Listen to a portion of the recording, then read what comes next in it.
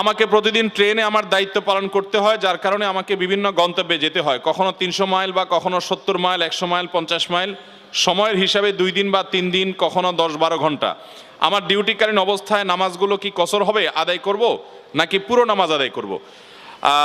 আপনি যদি ডিউটির অংশ হিসাবেও থাকেন, অনেক ট্রাক ড্রাইভার ভাইরা আছেন, বাস ড্রাইভার ভাইরা আছেন, বা সাধারণ কোনো প্রাইভেট গাড়ি ড্রাইভার আছেন যে দূর দূরান্তে যান, তাহলে তারা এই জায়গাগুলোতে যথাসম্ভব যে এই জায়গাগুলোতে তারা সফরের নামাজ পড়বেন, অর্থাৎ কসর পড়বেন। যেহেতু তারা সফরে আছেন, যদিও তিনি ডিউটিতে আছেন, তারপর তিনি কি থাকছেন, কসরেই আছেন, বিদায় তিনি সফরে আছেন, সেজন্য কসরের নামাজ পড়বেন। তিনি কোনো গন্তব্যে গিয়েছেন, 12 ঘন্টা থাকছেন, রেলে তিনি 12 মাস ডিউটি করেন, তো 12 মাস ডিউটি করলে ওই সফরের মধ্যেই থাকবেন, 12 মাস তিনি কসরের সুবিধা পাবেন, যেহেতু সেখানে তার বসবাসের জায়গা না সেটা। হিন্দু বন্ধুর বিয়েতে দাওয়াত খাওয়া জায়েজ হবে কিনা জানালে উপকৃত হব। হিন্দু বন্ধু তিনি যদি দাওয়াত দেয় আপনাকে, তাহলে সেক্ষেত্রে সাধারণ